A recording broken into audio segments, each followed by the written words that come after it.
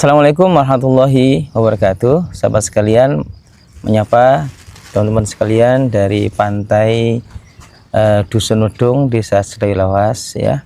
Alhamdulillah, moga-moga teman-teman dimanapun teman-teman berada selalu sehat ya, dimudahkan urusannya, dikabulkan hajatnya, dilampangkan rezekinya ya.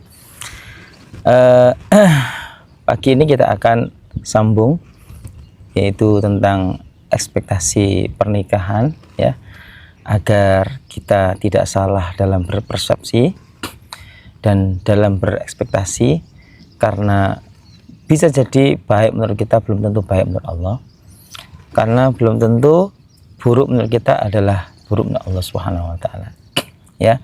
Yang jelas hidup ini adalah ujian, dan diantara ruang ujian dalam hidup ini adalah rumah tangga dan keluarga.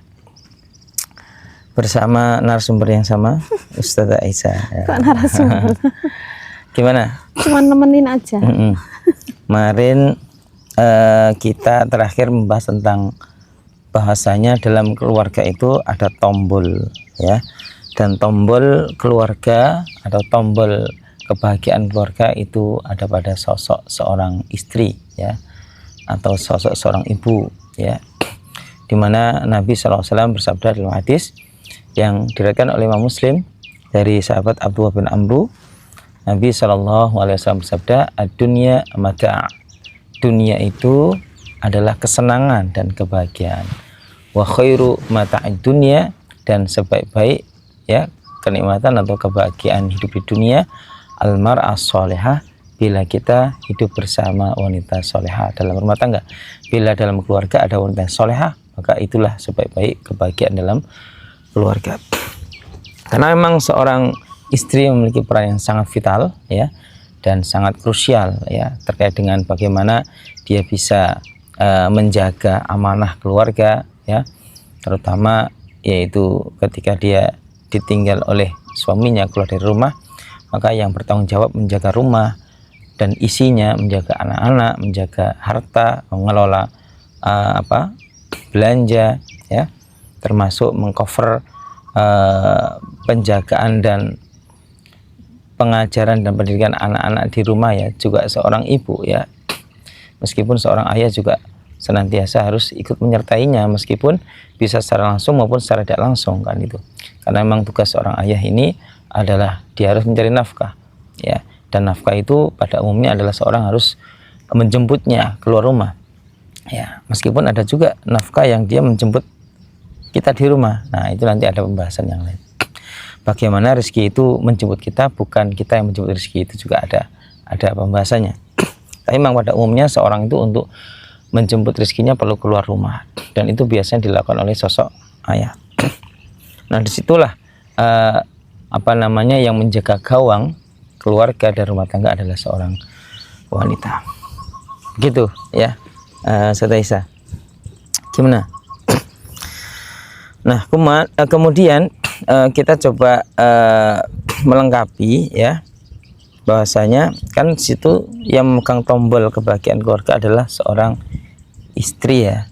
Tapi Nabi menambahkan bukan sekedar istri ya, tapi yang benar-benar bisa mengaktifkan tombol kebahagiaan itu adalah al-mar'ah sholihah, wanita yang sholihah. Nah, kira-kira wanita yang sholihah itu seperti apa, Ustazah Aisyah? Bukan, maksudnya bukan di wanitanya, tapi yang menekan tombol kebahagiaan itu yo suaminya. Nah, itu suaminya yang menekan tombol kebahagiaan. Jadi tombolnya ada, yaitu seorang istri ya, tapi harus ada yang menekankan ya, mengaktifkan ya. Adalah seorang suami. Artinya butuh sosok suami yang kemudian mensupport ya seorang istri ini supaya menjadi tombol kebahagiaan keluarga ya, istri solehah tadi itu.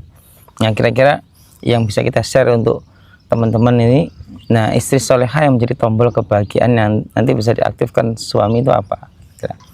Yang jelas kan pengertiannya wanita solehah adalah taat pada Allah dan Rasulnya, pada suaminya gitu.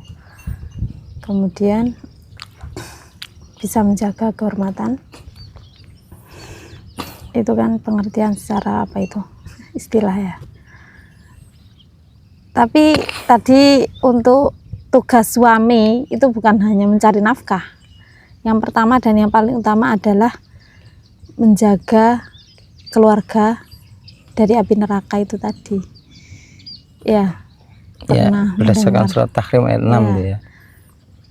Jadi tugas pertama seorang ayah adalah itu. Untuk mencari nafkah adalah sampingan. Iya. Tapi maksudnya pertanyaannya karakter wanita yang solehah itu loh. Supaya istilahnya para wanita ini bisa bercermin lah. Ya tadi itu sudah dijawab. Nah, tinggal Ustadz Imam yang menguraikan. Satu apa tinggal satu? menguraikan. Satu apa? Taat kepada Allah. Taat kepada Allah. Kemudian Rasulullah. Suami kalau sudah punya suami ya, kalau belum kan orang tua pastinya.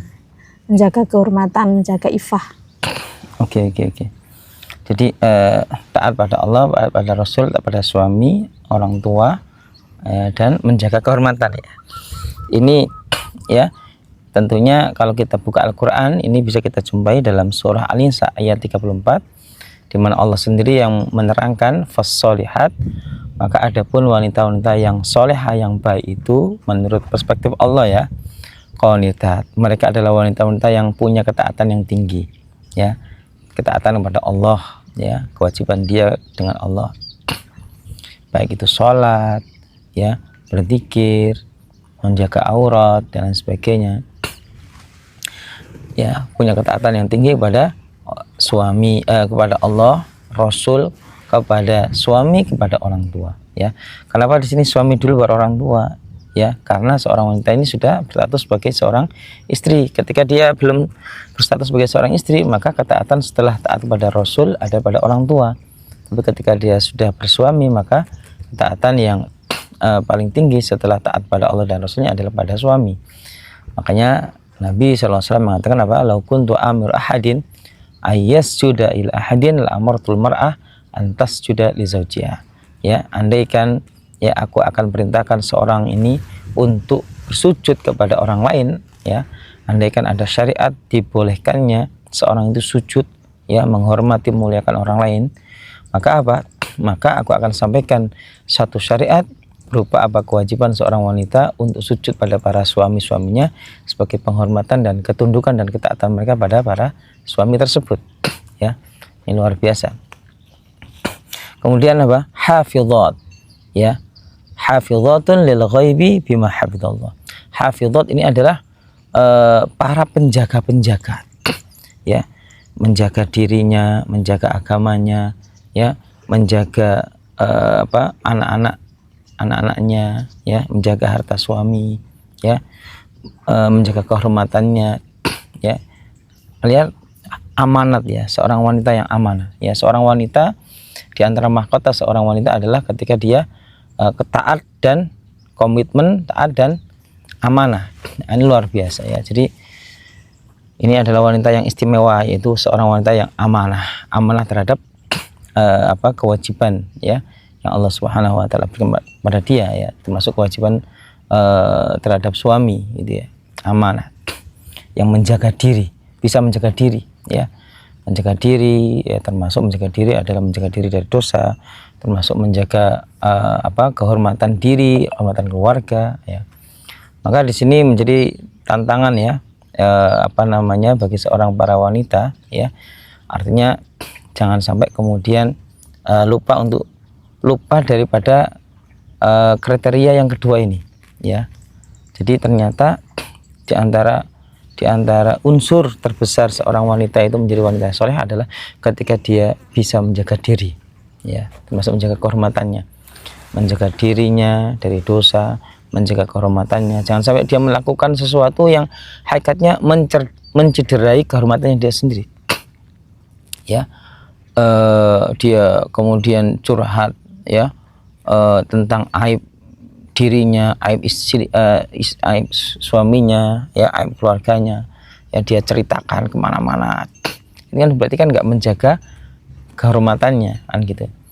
Itu termasuk kehormatan secara fisik, kan gitu ya. Dia umbar auratnya ya di tempat manapun gitu ya. Dia tidak menutup auratnya, itu kan juga tidak menjaga dirinya, tidak menjaga kehormatannya. Jadi itu termasuk menjaga harta suami ya. Seorang istri hendaknya benar-benar amanah dalam menjaga harta suami, kan gitu. Sehingga apa? Sehingga dia menjadi seorang bendahara yang begitu handal ya, punya manajemen keuangan keluarga yang begitu handal, sehingga apa? Sehingga bahtera rumah tangga itu tetap berlayar dengan stabil gitu ya. Baik, tentunya apa dalam pengelolaan harta itu adalah bainal israf wa tafrid ya. Jadi tidak berlebihan dan tidak jor-joran ya, tidak berlebihan dan tidak pelit ya. Walladzina idza anfaqu lam yusrifu wa lam yaqturu ya. Dan di antara ciri hamba Allah Subhanahu wa taala yang baik adalah ketika dia membelanjakan harta itu lam yusrifu, tidak tidak kemudian terlalu glamor ya, tidak berlebihan ya. Dia belanjakan secara berlebihan, walam yakturu, dan tidak terlalu pelit. Wa kana baina dzalika qawama. Tapi apa? Hamba Allah yang baik itu adalah ketika membelanjakan hartanya itu lurus ya dan baik, ya kan? Dia ambil rezeki yang halal dengan cara yang halal, dia belanjakan dengan cara yang halal dengan kadar yang sepantasnya gitu. Tidak kemudian terlalu berlebihan ya sampai jatuhnya israf ya, apalagi tabdzir. Naudzubillah tsumma naudzubillah. Nah, dalam hadis juga itu Nabi SAW menerangkan tentang ciri wanita yang soleha ya, menguraikan lagi yang agak lebih rinci lagi, di mana Nabi mengatakan apa? Almar as-soleha, wanita yang soleha itu idza nadhartaha saratka. Wanita yang soleha itu apabila kamu melihatnya membuat kamu senang ya. Senang dengan apa? Tentu ya, kalau kita lihat tentunya kebaikan atau keindahan ini pun mengandung memiliki dua dimensi ya, dimensi fisik dan dimensi non fisik. Kalau dimensi fisik pasti fisik dia. Artinya seorang wanita adalah wanita yang apabila kamu melihatnya membuat kamu senang, artinya apa? Dia menjaga tampilan fisiknya. Dia menjaga auratnya, dia menggunakan pakaian yang yang bersih, yang anggun ya. Gitu ya, terutama yang menyenangkan buat suami ya. Itu jangan sampai seorang wanita itu dia berdandan berhias menyenangkan buat orang lain, tapi terhadap suaminya nggak pernah berhias dan tidak punya menyenangkan suaminya gitu. Itu secara fisik ya. Kemudian yang tidak kalah penting adalah non fisik ya, yaitu keindahan akhlak, budi pekerti, kesantunan, ketundukan, kesetiaan ya. Ini namanya apa? Inner beauty ya, kecantikan dari dalam. Ini yang lebih dominan. Kalau kita presentasi bisa jadi apa? Kecantikan dalam ini adalah 80%, sedangkan 20% ini adalah kecantikan luar. Meskipun apa yang dilihat mata sekilas itu adalah kecantikan lahir, tapi akan segera sirna kalau nampak karakter atau kecantikan bagian dalamnya ya, maksudnya akhlaknya ternyata perilakunya buruk, maka yang 20% kecantikan lahir itu akan segera menguap itu. Maka semua kecantikan itu akan pudar ya, kecuali kecantikan akhlak dan budi pekerti. Itulah yang apabila seorang suami melihatnya, maka suami akan senang dan bahagia. Wa idza amartaha ata'atka, dan apabila engkau memerintahkannya, maka dia pasti akan mentaatimu. Ya, artinya apa? Seorang wanita yang soleh adalah seorang wanita yang senantiasa memuliakan suaminya. Ya, di antara bentuk memuliakan suaminya adalah mendengarkan apa omongannya, mendengarkan apa perintahnya, dan dia akan sami'na wa ata'na dengan apa? Dengan perintah suaminya.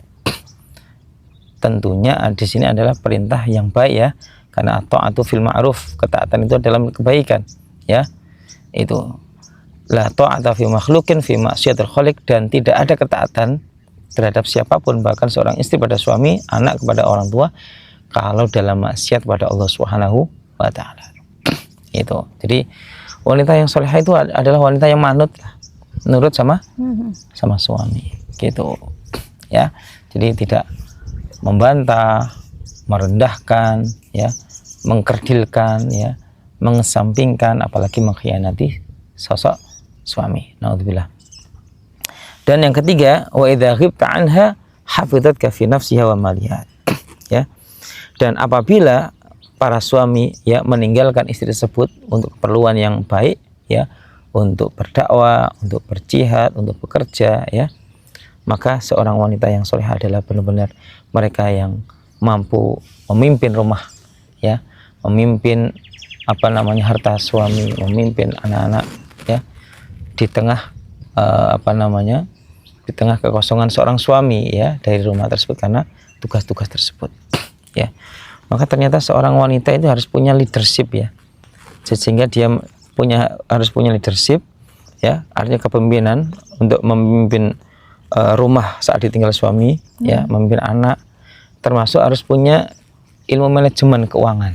Nah, manajemen keuangan ini juga harus dimiliki oleh seorang wanita yang solehah, ya, karena tadi itu idza ghibta anha hafidhatka, dia mampu menjalankan amanah keluarga, anak, dan harta suami ketika suami tidak ada di rumah. Masya Allah, luar biasa. Itulah tadi beberapa ciri wanita yang solehah yang menjadi tombol keluarga, tapi suami yang mengaktifkan. Ada tambahan dari Ustazah Aisyah?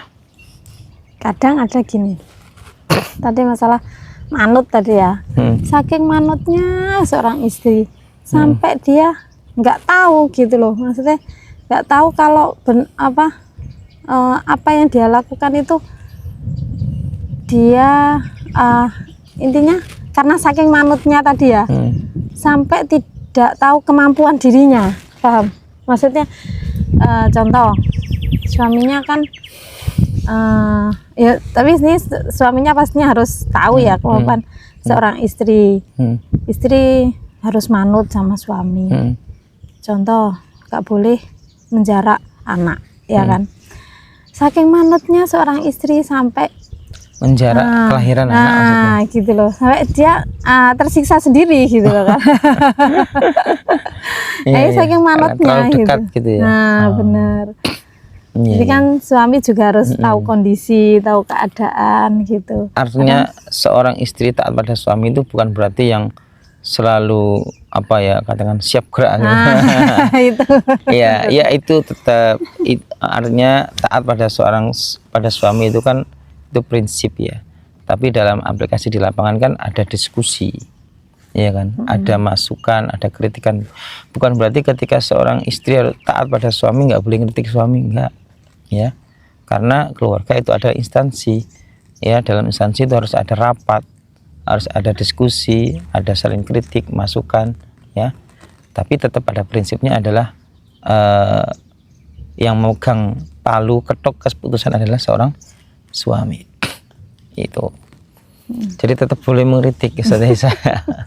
Bukan mengkritik, tapi memberi masukan dan ya, mengingatkan. Kalau mengingatkan wajib, ya.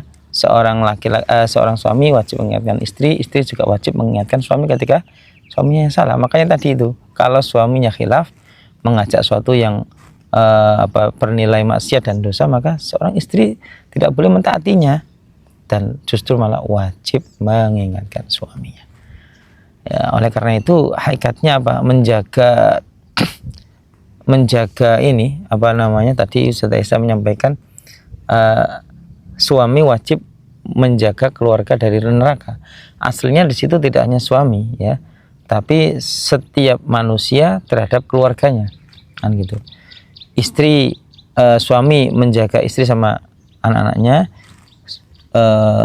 istri juga punya kewajiban mengingatkan, ya, suami dari neraka, dan menjaga anak-anak juga dari neraka, sama-sama gitu.